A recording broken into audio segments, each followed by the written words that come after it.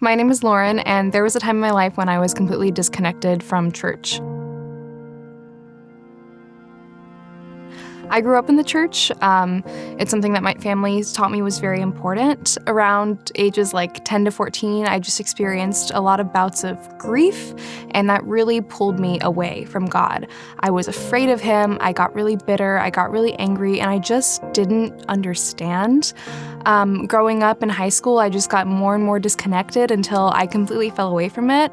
There was a point in time where I truly thought that if God was real, then He hated me, and I didn't understand why I would want to be there if God hates me or if people in church hate me, and I just didn't feel like I belonged there. And then when I was about 19 years old, my best friend started going to this place called The Collective, and she was like, "Oh, it's so good, you have to come with me." And I'm like, "Well, if you go, I'll go." And so I ended up here, and this guy named Sly was preaching that night, and it just really sat with me. And it took me a long time to truly fall back in, but there was something about the preaching every single time. It just really kept sitting on my heart every week, and so I kept coming back. And it was hard to reach out and meet new people and make friends, but eventually this place became my home. I fell back in love with Christ, and I am completely changed as a person. I'm no longer as anxious as I used to be, and truly I've just watched everything in my life fall back into place as I've fallen back in love with God. Do you have a story like that?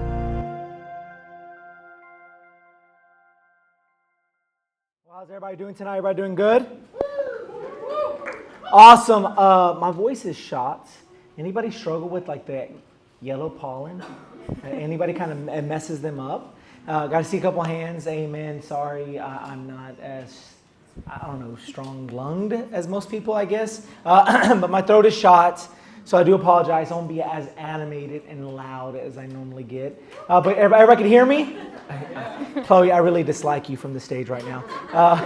Everybody doing good? Everybody great? Awesome. Well, I am super excited for tonight's testimony. Tonight we have Lauren. Lauren, could everybody give a round of applause for Lauren?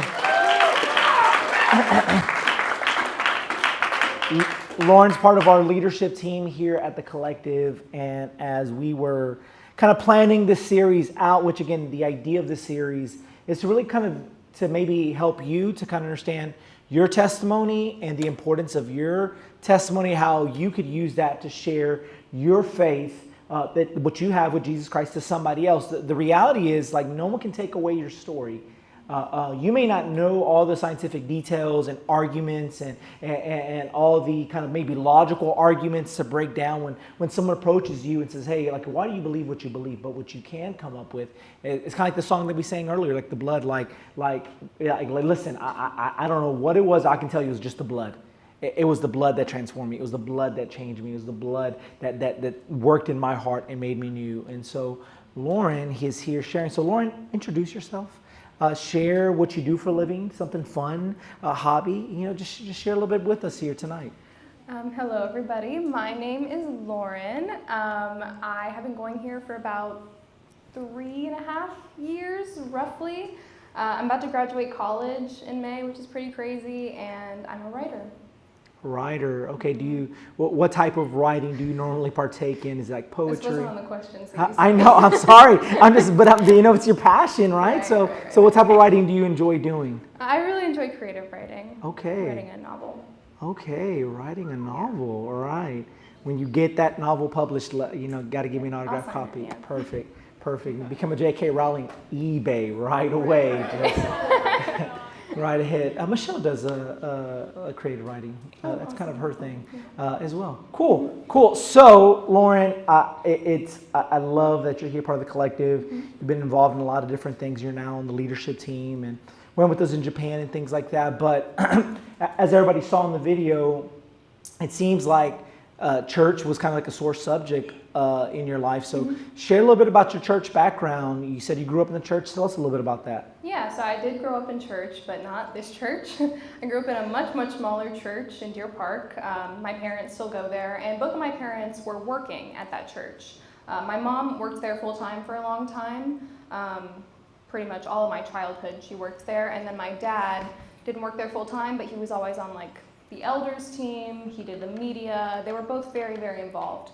And so I think seeing the church from that perspective, like me and my brother being in the backseat and my parents are talking like business about church, and of course I'm eavesdropping, and so church just kind of became like a business to me. Like, this is obviously this man-made thing that people have to run, and so I think I kind of got exposed to that backside of church at an early age, Yeah. Started seeing it as less of a holy place. However, I do think growing up in the church was a wonderful experience for me spiritually, and I do think it like pretty much saved my life, but I won't spoil that yet. Yeah. But it was definitely so incredible to have readily accessible information all the time. Like, I did not have to wonder what this was about. I had all of this laid out at my feet. I had these resources, and I loved to learn about it. I was a very big goody two-shoes kind of kid. I'd be in Sunday school and they're like, who can tell me what they think this is about? I'm like, oh, me, tell me, I know what I think it's about, like, ask me. Like, I was very passionate about it. And I do think from a young age, I really did understand. I really loved the gospel. I really loved God. I got saved when I was about like 8 or 9, I would say. And I truly do believe I was saved at that age. I just like, I really did like feel like I had this connection to God. And growing up in the church and having that spiritually was wonderful. So, I was talking to a friend maybe about a year ago. They're very much involved in ministry, but left and went into like real estate. And we were just talking. And I was like, okay, what led you to that decision? Like, why did you leave? And they're like, yeah, it's great. I still love the Lord. We're still members of the church, but like when you work at church, it's like seeing Cinderella smoke. Yeah. And I'm like, yo, like that is like the best analogy to describe ministry. It's great. It's awesome. It's wonderful. I mean, I do this full time, but there is this kind of other side that you're like, okay, it's not as magical as seeing Cinderella at the ball. Like, it's Cinderella just kind of, I don't know, like just kind of smoking, just like kind of like that Ben Affleck just meme, just like, it is like that sometimes, right? And so you seeing that, I could totally, see that effects. And like, even just like for us, like, and our home, me and Michelle, like kind of have some rules like, hey, we don't want the kids to lose that, even though it's very much a real part. And so we say some of those like my frustration conversations and things like that away from like the kids to prevent that. So thank you for sharing that, because like I know that's kind of a pretty like vulnerable thing. You mentioned in your testimony that grief was something that made you doubt God early on. Would you mind sharing just a little bit about that, or talking as much as you want about that time? For sure. But before I get into like the nitty gritty of all of that, for those of you who don't know me, I feel like you're about to know me on a much more intimate level. And even for those of you who do know me, this is not a part of my life that I really share with most people. Most people, we talk about it once and then I'm like, we can maybe like this was some other time. I will say this was very new to me as I was hearing you record the video. I was like, oh wow, like we're gonna dive into that part. Like I didn't even know that. Yeah. And I want to be totally transparent with you guys. It is very difficult to sit up here and be vulnerable with you all. But I really want you guys to understand what was pouring into my choice to step away from church when I did. Because, as I said, I grew up loving the Lord. This wasn't a decision that I ever took lightly. And then also, on the flip side of that, when I was like mulling over my testimony, and I totally recommend all of you guys do this, even though you're obviously not coming up here to tell your testimony. It was so powerful to like fully look back at point A and then look at where you're at all the way to point now, whatever that is, and to see how good God is and how crazy it is to get from this awful thing to like being here and being on stage and talking to you guys. Because I truly never thought that I would ever do anything like this, especially at this point in my life. So, yeah, I think it's just really cool to think about it like that. And I think that's the whole point of this, is to hear real people tell these stories and to know that no matter what you've done, no matter how far that you get from God, He can find you, He can save you, and He can use you. And I think the question rather becomes, are you willing to let Him do that? So, okay, now we can dive into it. So I grew up with a pretty small family, just my mom, my dad, and my brother. My mom's side of the family we're not really connected with. They don't really live here, so didn't see them very often, but we grew up with my dad's family. My dad's family is also pretty small, but we were all like the whole every holiday, every birthday, every hurricane, we're all like huddled together, weekly family dinner, the whole shebang, right? So just grew up very close to them.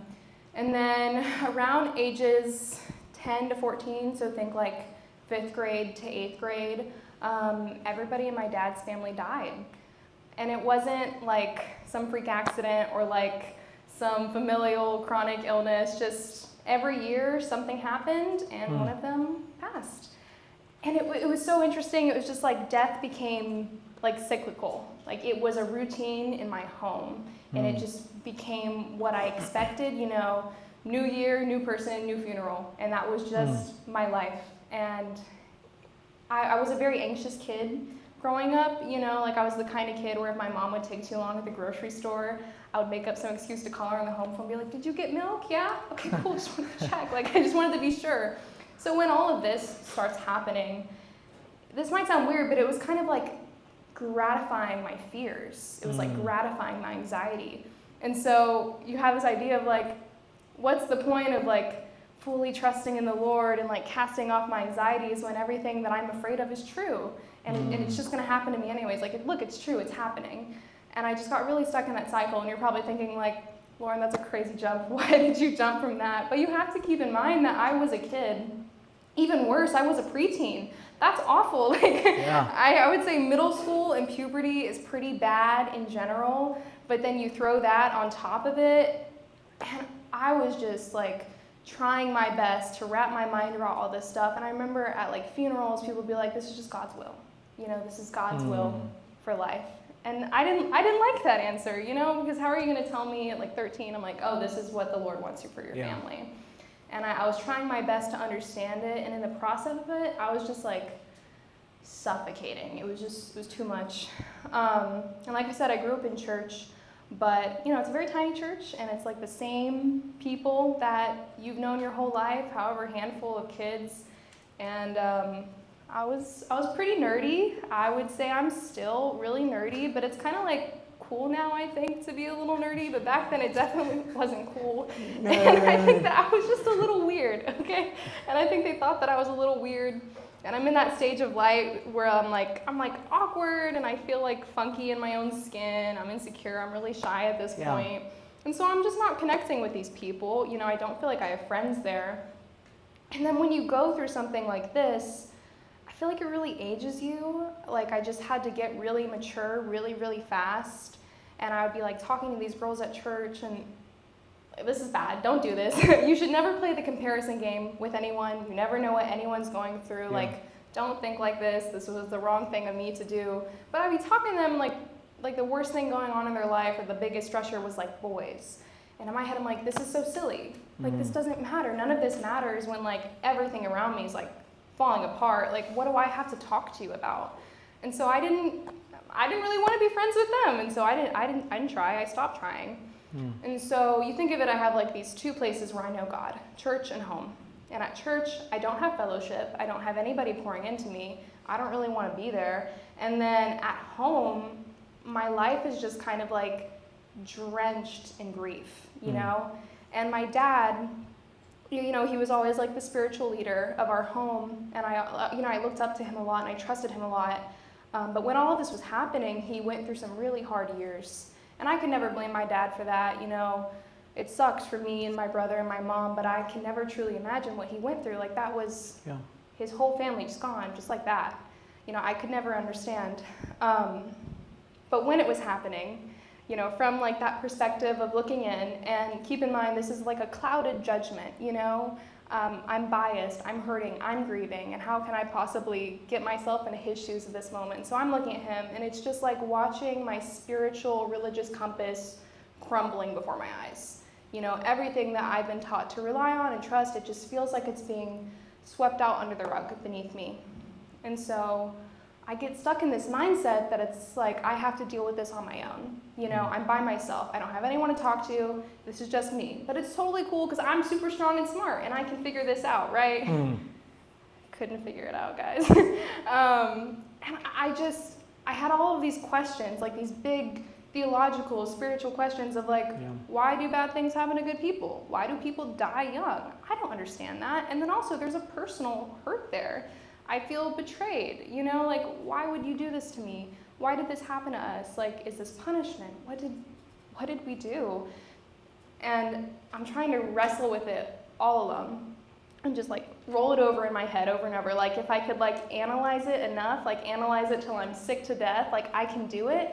Maybe I won't be good at the end, but like at least then I'll understand and I'll have peace. Like this was peace that I could create for myself, if I could just understand it.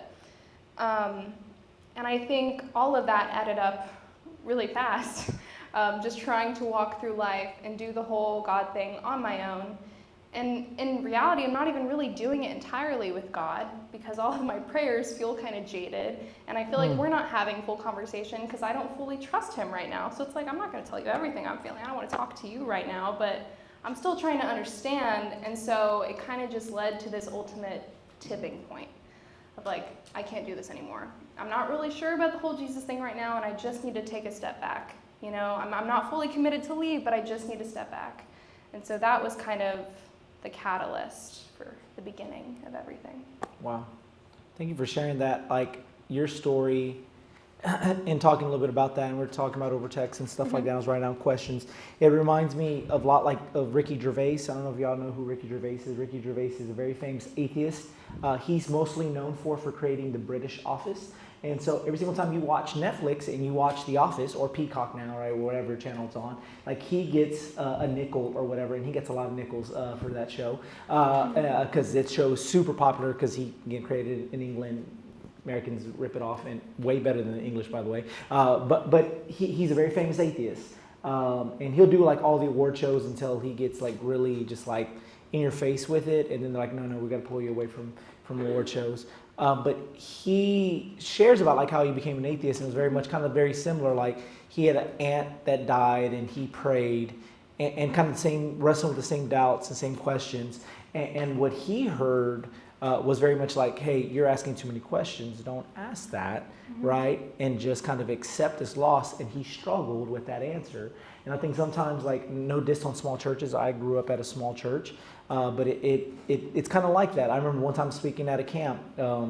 They did like a Q&A with the pastor, and it's because a lot of times small churches, their pastors are sometimes not equipped or not ready. So they're like, hey, you're from a big church and you're educated, so could you come and answer all these kids' crazy questions because of that? And so it's one of those things that if you're not surrounded sometimes, I think by good community, it can kind of lead you into a very dark place, just kind of led you. So with that, like, your mom was working at the church and church being very important for them. Like, how difficult was it for them when you were not wanting to get connected to the church? Like, how difficult was it, like, for your parents and your family, right? You being disconnected to the church and church being such an important part of y'all's life?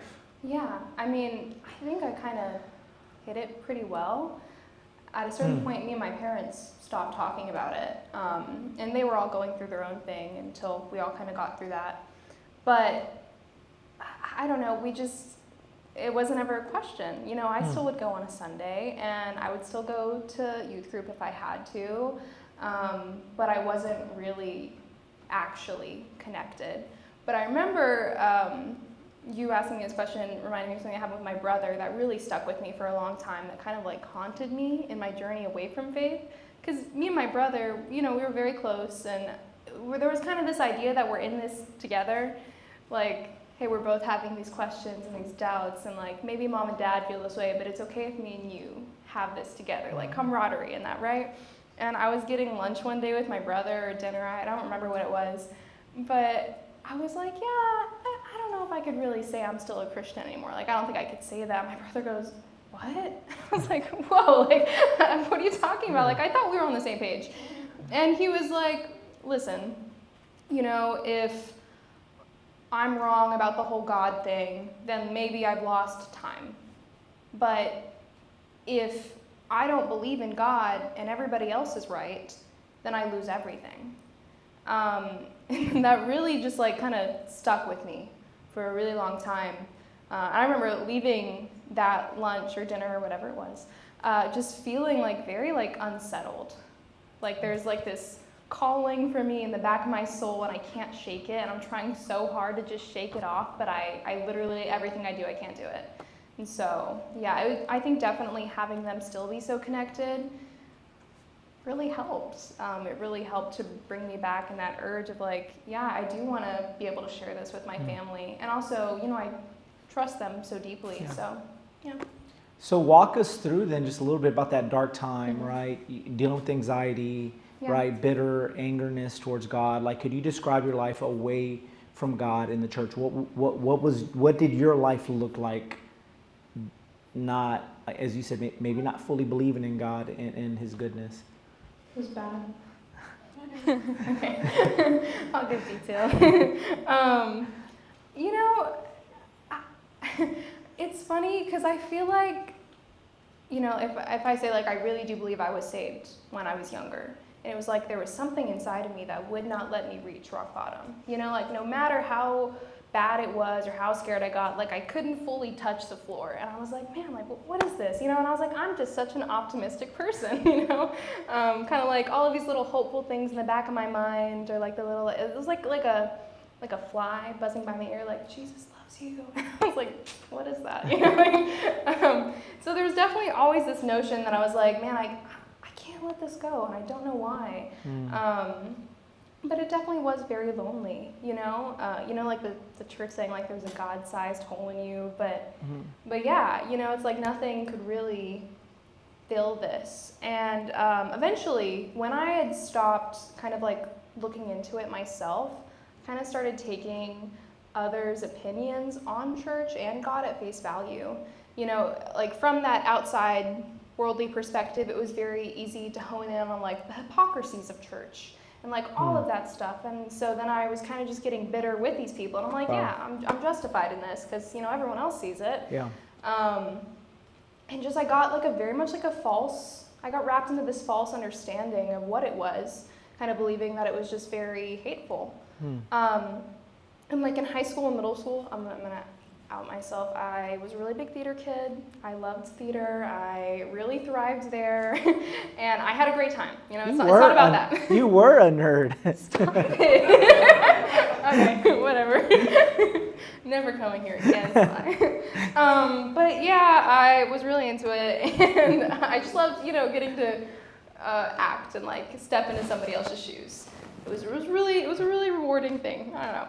But anyways, I met a lot of my really good friends there. People that I still love very dearly to this day. Wonderful, wonderful people. And a big part of the theater community is the queer community. And this idea that the church doesn't like you. There's the really big common ideas that like, we don't like you and we don't want to talk to you. And I had seen that just like with the way that people in my school would treat my friends. I went to Deer Park High School. I mean, I assume most of you kind of know the vibe. And just like some really hateful things were said to them. And so then I kind of, now it's like a more of like even more personal thing of like, if I go back to this, I'm betraying my friends, this vibe. And then, I had started getting into it myself. I had started dating women, and now it's like, now I'm betraying myself. And just getting lost in this idea that it's built off of hate, and that it's nothing but like hatred towards me, towards these people. Then I also have that personal experience of like, yeah, I also felt that felt kind of hateful too, and just like really, really leaning into it. But I think what's really important to remember is that all of this was not from my own findings. I did not look myself like in the Bible and I'm like, yeah, it does say that. I did not pray about it. I did not try to seek out a real relationship with God and find out myself. I kind of was just taking all of this at face value. Like I didn't have the energy or the want or the care to actually discover myself what it really meant. And I think that's really where the issue comes in there. Yeah. So, yeah. You did talk about in the video, you felt like God hated you. Was it because of the way Christians were interacting with your friends? Was it because of the grief and seeing the death, the anxiety in your life, or was it a combination of it all? Like what made you feel like God just like hated you? Totally like an amalgamation of all those things, and I just feeling very out of place in a church, like I felt like I could never be fully transparent with any of these people, whether it was about like what happened to me when I was younger with my family, whether it was about my friends or just like things that I had done or things I had been through. There was like this certain layer of judgment, and honestly, I feel like it's judgment that I put between us, because if I crossed that line, I was like, okay, I don't think you're going to judge me, I'm just going to talk to you. That meant they had the opportunity to like kind of throw back and like show me what it was really about. and I never wanted to cross that line. And so, yeah, does that make sense? Yeah, that makes a lot of sense. I think grief and anxiety are two like horrible emotions, right? Like horrible states to be in, right? It's strong and it hurts, and it's sometimes difficult to really try to engage with God or even grow in your relationship when you're doing that. But I think the great and wonderful reminder, right, is that God grieves, right? Like I think it was really cool that your testimony, like today, the pastor's sermon on Sunday, like it's like this is a good like part 2 of that, right? To really kind of communicate that God, for the ones that don't come to FPP or miss the sermon on Sundays, really pastor was talking about like the different times that it mentions the tears of Jesus or Jesus weeping, right? But even the Savior of the world grieved, right? John 11:35, like the shortest Bible verse in all humanity. It's the Bible verse that I feel like everybody knows, right? He wept, right? Like we all know that. We don't know it's from John 11:35, but we know for a fact is that Jesus wept, right? But we see that everyone will ultimately like enter a season of grieving, but we have a God who understands that hurt, right? Like everyone will grieve, but Christianity gives us the answer for our grief, which is Jesus. Like I love the part in Revelation where it talks about that one day Jesus will literally wipe every single tear off our eyes. Like I love that imagery in the picture. Like Jesus has to get close enough to you, right, to like wipe away your tears. Like when my kids get hurt, like and I wipe away their tears, like I'm in their face, right, and I'm touching their cheeks and I'm wiping their faces clean, and it's that look of like, hey, I care for you. The fact that Jesus cares for us that much and cares for you and loves you, and I'm glad to see that you're here in the church. And so what was that Jesus moment for you? How and when did Jesus become that hero for you? Yeah, so it was a bit of like I think a little bit of a tumultuous journey to get there, but I did get there. Took me some time. Like I said, there was always kind of that feeling that like I couldn't let go of my faith. Like I just, it was like letting go of all hope to let go of my faith, and I couldn't ever do that. And it kind of just keeps rolling over in my mind, right? But I'm not really interacting with it essentially. And then one day, my best friend Violetta was like, hey, I started going to this place collective, like, you should come with me. And I was like, okay, like, yeah, maybe. And she was like, there'll be free food, and we can have a sleepover after. You just gotta listen to this, like, bald guy talk for, like, 30 to 45 minutes. Who that bald guy was? I don't know. I was like, yeah, no, I could do that. Like, this sounds pretty good. And so I start coming, and really, it was like hearing your sermons. I'm not gonna lie, like it truly, like it just kept sitting with me. And I'm like, I really agree with that. Like I really like what he has to say. And for the past several years, I've been operating under this mindset that I don't like what any of this has to say, and that I'm not going to agree, and that it's not gonna make sense. But he keeps speaking, and I'm like, this makes so much sense, and this aligns with everything that I feel. And so it just kind of started like turning the wheels in my head. But getting to a point where I felt really comfortable here was hard. I had a hard time joining in community at first, especially coming in after Violetta, who had been here for quite a bit. And she was kind of like a name here for a while before she moved. And so it kind of was like coming in under this person's giant shadow.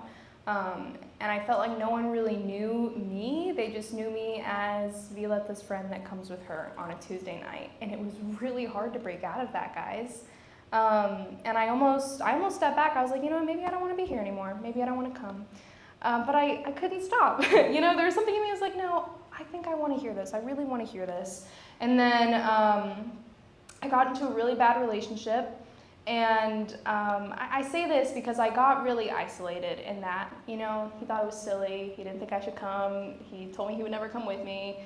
And I just got to a really, really low place at that time in my life, like lowest I had been in a long time. And I remember it was kind of getting to a tipping point, and I remember praying, and I was like, you know what, I'm gonna pray to God, and if this isn't where I'm supposed to be, I don't wanna be here anymore, and I'll take it seriously, and I'll really try this time, I'll listen, whatever your will is, just, do it.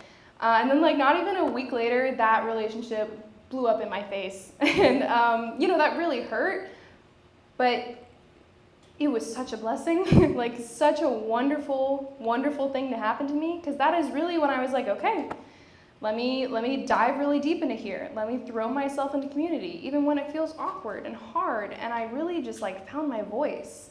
I found God again. I started really reading into the world myself every day, and I started praying. And it wasn't things that I did alone. I had help from community and friends, and it made it so much easier. I was like, wow, this isn't so awful when I'm like not doing it all by myself. And yeah, it just was like finding myself all over again. And it was really lovely, and just kind of like seeing Jesus at the center of it, of like, wow, you always loved me. This was always about love. Like this was always this like unexplainable, unshakable, like just huge feeling that I can't ignore. This like tremendous joy and hope and peace for the future that I always thought that I would like worm out myself. It was right there. And all of a sudden, like all of these big questions and all of these things, it just started getting easier. But I had to put in the work to get there. Awesome. I had a question, and also, but just FYI, I did not Venmo her any money to say those things about my sermon. Did you get the money about that? I'm joking. But I asked one of the questions, like, hey, do you remember our first convo? And she came and got me in the hallway, and she's like, yo, dog, I don't remember our first convo.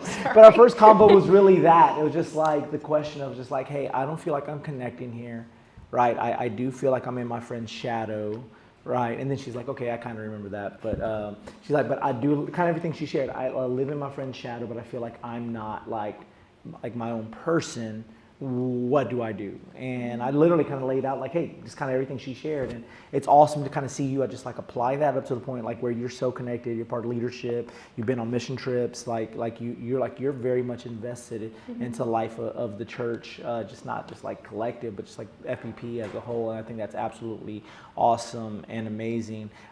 So what helped you get connected to God's people? How has a good community helped you grow in your relationship with Christ? You've kind of shared that a little bit, but dive into that just a little bit more. Like, how has, like, what was that first step, like that you can remember really connecting with people, like the people here, and then how did that really just kind of help you grow? Yeah, I kind of want to use this part as encouragement to people who are really connected here, is to like find that person who is not connected and like really pour into them, because there was just like a few girls here that, you know, really took, I'm looking at Chloe, she's smiling.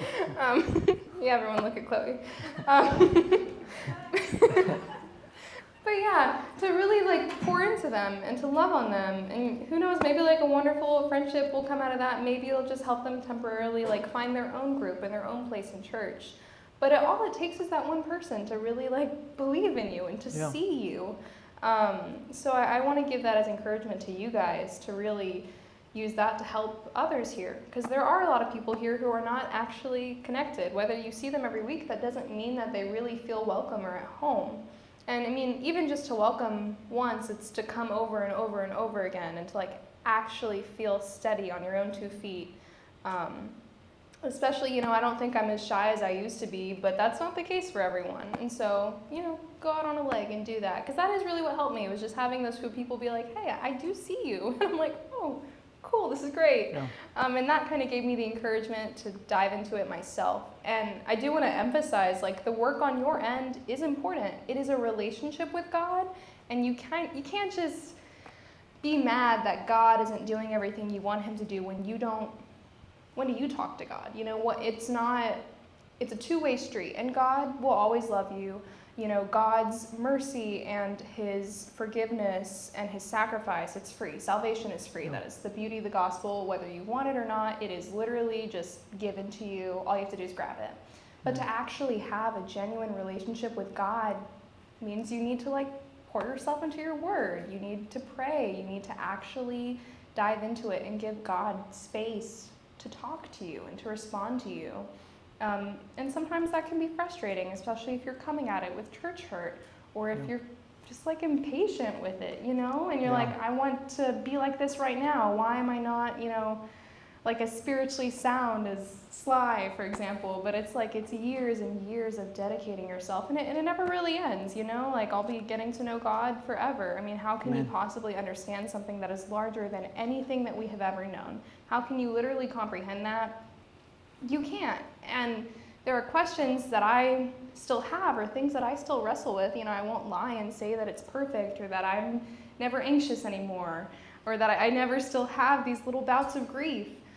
But I think that that's kind of the beauty of it, is that I don't have to do any of that alone, you know? It's human, it's life, and God wants to walk with us in life until one day that we can have that kind of perfection in heaven. So, yeah, fellowship, I think, is everything. I love you sharing that, because I think that's the importance of community, right? Hebrews chapter 10, if you don't have a Bible, we'd love to give you one. We got some in the back. But Hebrews chapter 10, verse 24 says, "And let us consider how to stir one another to love and good works, not neglecting to meet together as the habit of some, but encouraging one another, and all the more as you see the day drawing near." I think that verse is so true. I think as you're going through everything, like the reality is like we don't like exist in bubbles. Right? And there's tons of other people that are going through similar things or been through similar things, right? Like people who've experienced grief, right? Coming along others who experience grief, people who experience loss, come along others that are experiencing loss. And I think sometimes the body of Christ, like, while we may not know all the details and all the kind of interesting parts of people's lives, like we can ultimately still like understand each other and help each other, encourage each other. Like, wow, you know, you may have had a loved one die and someone else had a loved one die. It may not be like equal as like, hey, like, but it can at least say, hey, I kind of know what you're going through. I love you, and can I pray for you? Hey, I'm there for you. What can I do to encourage you? Hey, this was what helped me out. Hey, can I do the similar to try to help you out? And I really truly believe that this is the importance of community, being in community, being part of community. Like, if you're not part of like this community, we love for you to come and be a part of this community. And if you, for some whatever reason, like don't want to be part of this community, like that's totally fine. Like I like to just say, like, listen, like we're not everybody's cup of tea, but we know we're somebody's cup of tea, right? I like to believe Collective is boba, milk tea. That's what I like to believe. That's our cup of tea. Some people are making faces like, no, boba's gross, right? I think boba's awesome. But ultimately, like we want to be that for you. We want to be that community to help you grow and pursue the Lord, because ultimately, like, the church is like the church is not a building. The church is people. Like that's who we are, and so we want to be that and love that. And if you've experienced church hurt, like, hey, listen, we're not that past church. And if it was this church that created church hurt, like, I like to believe Collective is different than like what other things you've experienced. And come and hang out with us and really be a part of that, and come and connect. Not, again, as this passage says, like holding fast to confession, verse 23 said, we didn't even read that. But let us consider how to stir one another up. Like, we're going to challenge each other and push each other and stir one another up to pursue the Lord and chase after the Lord. And that when people come into our doors, we want to be able to welcome them. And some people, we want to welcome them back and to come in right standing and a good relationship with the Lord. So we're about to end, but I got 3 more questions I want to ask. Okay. One question says that you fell back in love with God. Describe your life now. Yeah, that's a nice question. Honestly, I feel like my life is just a lot brighter.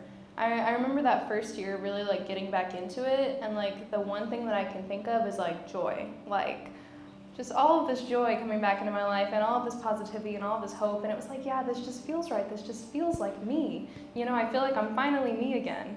And that was a really wonderful feeling. And I do feel, you know, whenever I am struggling, like I have this like safety net to fall back on, and it's so comforting. And you know, it makes me sad sometimes thinking of it like way back then. It's like all I really needed was comfort, and the comfort was always there. I just didn't know how to take it. You know, I didn't know how to put aside my own hurt and just like accept it. But sometimes that's just something that we have to learn from. And like Sly said, maybe something that you've gone through or something that you're currently going through, maybe it's just happening so you can help somebody else later in life. And maybe that's hard to kind of wrap your mind around, or you don't like that answer.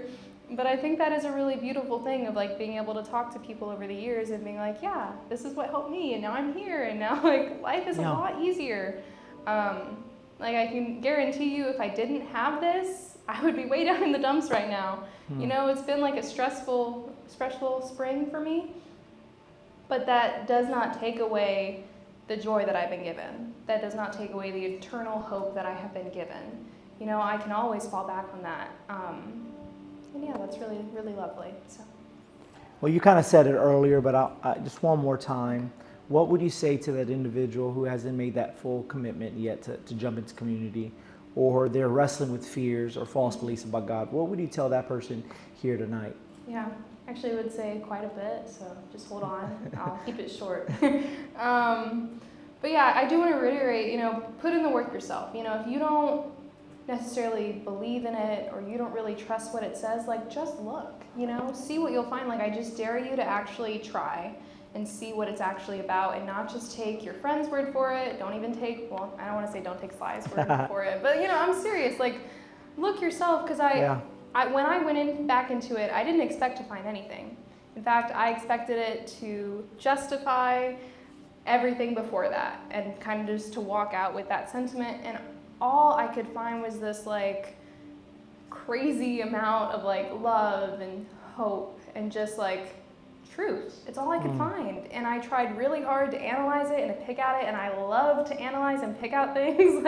I'm a literature major, guys. I was tearing up. It's I'm gonna find something, and I couldn't. And so yeah, I dare you to put in the work, and then also don't put in the work alone. I know it's fun to come and socialize with your friends and to get a free meal and chat.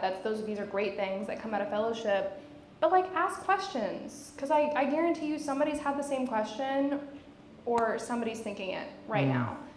Don't be afraid to ask the hard or the silly or stupid question, whatever it is. We're supposed to be here to grow together. That's the whole point of fellowship, is to grow in your faith together. So if you're unsure, don't take that as I don't belong, I'm unsure, I don't belong here. It's no, that's exactly why you should be here. If you want to really learn about God, do it with your friend. Iron sharpens iron. Absolutely. So I think I would definitely just recommend that. And then I also wanted to bring into that a little more with the grief aspect of my testimony. Because like Sly was saying, maybe you've been through it, maybe you haven't, but no matter what, you will. It's a guaranteed part of life. We're going to lose somebody. It's a part of our human bodies. We're not made to live forever here on earth. And that can be hard for us who get left behind here for a little bit longer than we want to. Don't do it alone. I tried so hard to do it by myself for a really long time, and I did, and it was awful. And even with God, but with your community, it's okay to be vulnerable and intimate. Yeah, it can be awkward at times, and it can feel this just no one wants to know about it, no one wants to talk about this, but it's so important. And so yeah, really just lean on your friend. That's what friends are for. That's what God is for. Well, some parts of God, it's important. Yeah. And so, yeah, I would say just don't do any of it alone. Whatever you're feeling, don't even be joyful alone. Do all of it in company. So that's my advice. I also want to just kind of also recommend, we got a wonderful group of older adults over here on this side as well that have been through a lot. And I mean, what other way that everybody here is an adult? I don't know what else to call everybody here. Sorry, that was a fail on my part. I'm part of that group as well, but we've been through some things and seen some things, and we're just, the way I like to describe it, we're just a couple steps ahead. And we're here for y'all any way that we can to help walk you through these things and just encourage y'all. And then we also have leaders. Lauren's part of the leadership team. Can I get the rest of the leaders to raise their hand? We got leaders right here all over the place that would love to help you and just kind of encourage you and things like that. And so I just want to say, Lauren, thank you very much. Thank you for sharing your story and just kind of just sharing a whole bunch and sharing your heart tonight. So could you being part of also our leader for one of the leaders for our prayer team, could you close us out in prayer? Pray for everybody here and just kind of close our time. Yeah. Actually, before I do that, though, I promise I'll pray. I wanted to read a Bible verse to you guys. Awesome. And then I'll pray about it. So Psalms 139 has always been one of my favorites, the verse 13, 14, fearfully and wonderfully made. And I was reading through it actually today to kind of okay, this is my comfort verse. I'm going to read my comfort verse. And I kind of noticed a little section that I'd never really clocked before.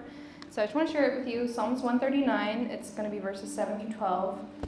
Where shall I go from your spirit? Or where shall I flee from your presence? If I ascend to heaven, you are there. If I make my bed in Sheol, you are there. If I take the wings of the morning and dwell in the uttermost parts of the sea, even there your hand shall lead me, and your right hand shall hold me. If I say, surely the darkness shall come over me, and the light about me be night, Even the darkness is not dark to you. The night is as bright as the day, for darkness is as light with you. Everyone bow your heads in prayer with me. Dear Lord, I thank you so much for just your abounding love and steadfast mercy. Thank you for always being with us in the darkest parts of our life. Thank you for being with us even when we don't want to be with you. You know, no matter how far we go or how hard we try to deny that you're there, it doesn't change the fact that you are everywhere in this world, you are everywhere in this life, you are just filling our hearts, God. And I want to pray for those who don't have that comfort, who don't have that assurance that you are within them and that you are there. God, I pray that for that individual, that they would be willing and open to accept you into your heart, that they would come to us for help, God, that they would not be afraid to lean on each other as they try to conquer all of their own fears, to truly let go and just trust you, Lord. And so I pray that we look up to you, we love you, and that we just lean on each other as we grow together, God. I pray that you give everyone just bravery to be honest, to be vulnerable, and to join our community. We love you and we praise you, Lord. Please be with us as we go home tonight. In Jesus' name I pray, amen. Can we give Lauren a round of applause? Lauren, thank you so much for sharing. What we have been doing the past few weeks is just really offering a moment to respond. We're going to have some people in the prayer team in the back that would love to pray for you. I know we kind of hit a lot of different things. We hit on anxiety, we hit on grief, we hit on doubt. But ultimately, like the main point that we want to communicate and kind of end with is Jesus. No matter if you are in a moment of doubt, no matter if you're wrestling with anxiety, no matter if you're wrestling with grief, like listen, like the cross of Jesus Christ is there for all of us. And so if this is your first time back in the church, or you've been coming for a while and you're still wrestling with these things, hey, we got individuals in the back that would love to just pray with you and just be there for you. And just, again, they just want to hear you and pray. They're not going to judge you. They're not going to try to preach at you, give you another little sermon. They just want to be there for you, just to hear you out. And so we're going to respond in that time here, again, because like the way we end every single video is like, do you have a story like that? And we pray that if it's not your story, that it becomes your story tonight. So we're about to respond in worship, and we just want you to respond as well.